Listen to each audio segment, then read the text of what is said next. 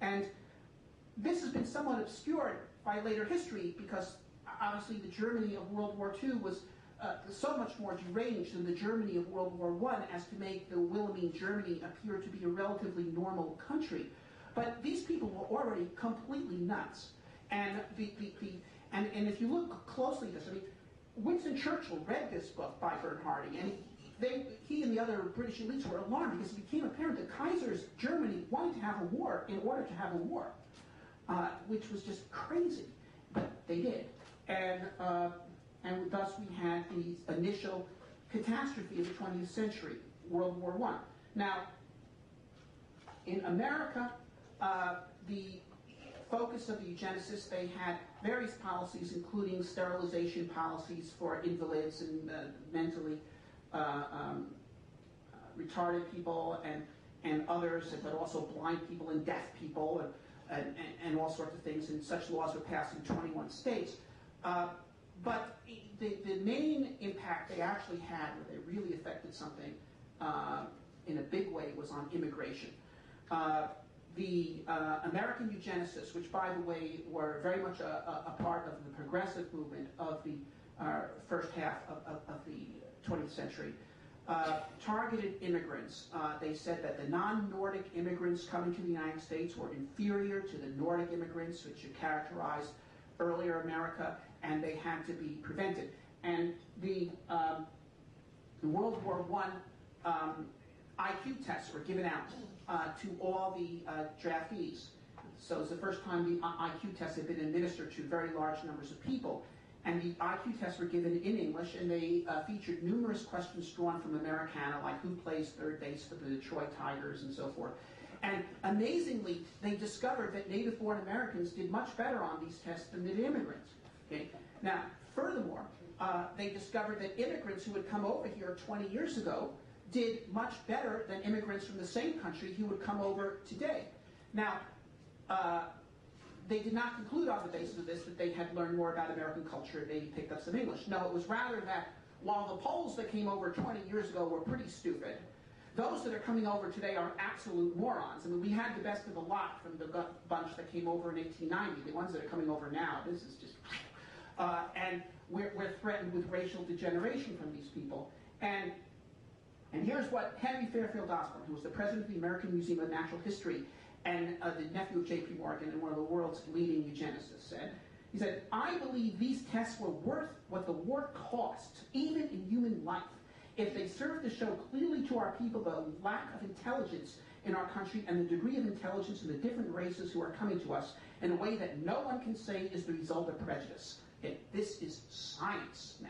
And thus, on the basis of this, they passed legislation in the 1920s that essentially set very low quotas on immigrants from Eastern and Southern Europe, and it was these laws that prevented Jews from escaping the Holocaust during the period leading up to World War II.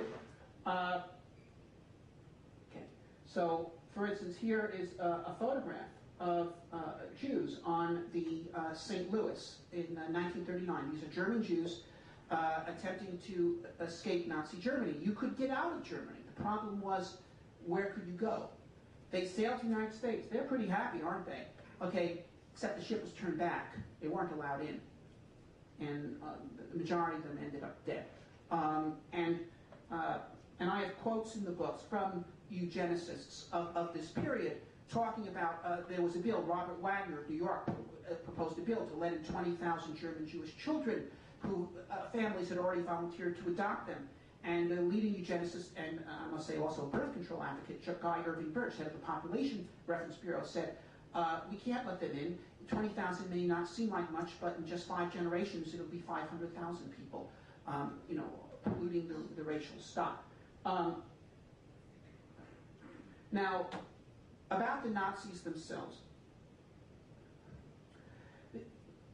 There's a misconception that was perpetrated for certain reasons during the early Cold War in order to allow various German generals and others to become part of the NATO alliance and so forth.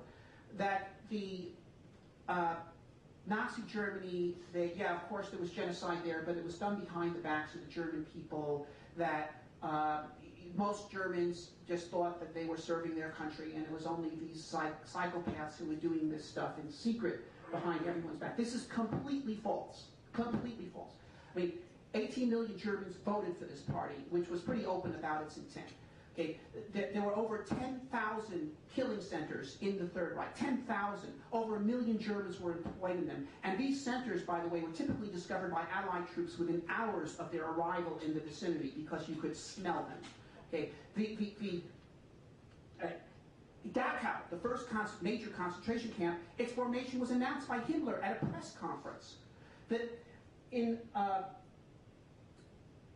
October 41, the same month that Hitler gave this speech that I referenced at the beginning of my talk, he also issued an order to the entire Army Group North, which is 1/3 of the German army on the Eastern Front, concerning the city of Leningrad, which was a city of 3 million people, saying a surrender of Leningrad will not be accepted.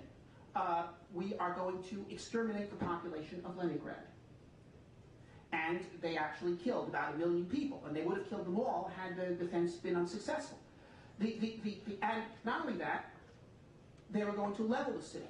And this is amazing for two reasons. First of all, the openness with which this was done. I mean, the starvation in Leningrad was openly discussed on talk shows on Radio Berlin in early 1942.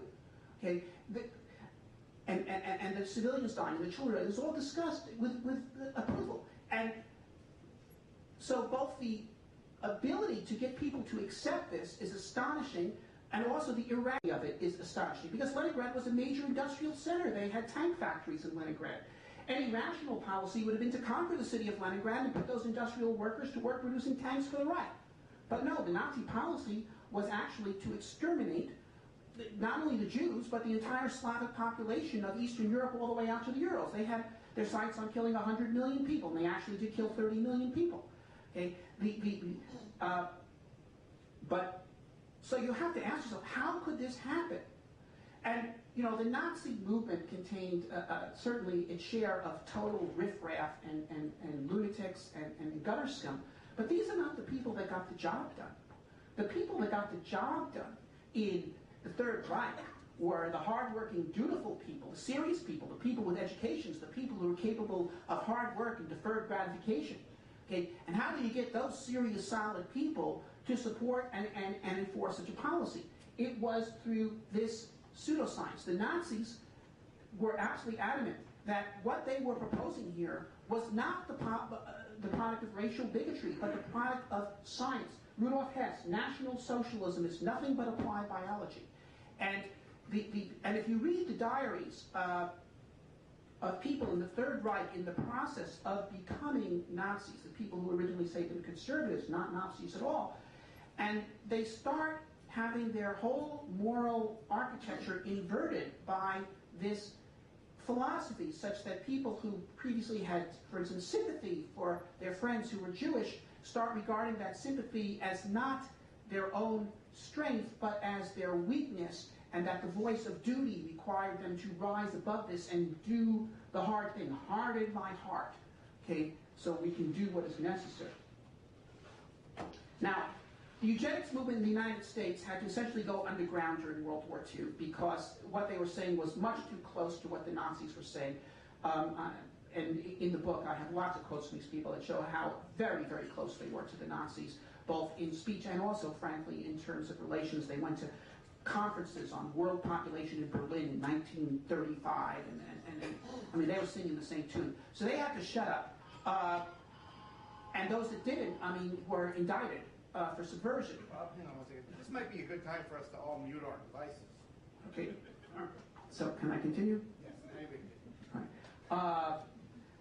But after the war, they pop up again. And except you couldn't no longer say we have to reduce world population of non-Nordic people. That just wouldn't fly anymore in the late 40s or the 50s. So they said instead their banner became population control. The world, we have to get rid of certain people because there's just too many people. And of course, the people they wanted to get rid of were the people from the dark continents, Asia, Africa, Latin America, and so forth. And So population control became the new movement. And if you look at the roster of the population control and environmentalist movement of the early 50s, it is a reunion of the eugenicists of the 1930s. You know, I give the names in the book, but you can go down the roster. Population Council was founded in 1952, and you know, practically all the leading names were leading eugenicists of the 1930s, and many of them were still active in the American Eugenics Society, even at that time, including having leading positions.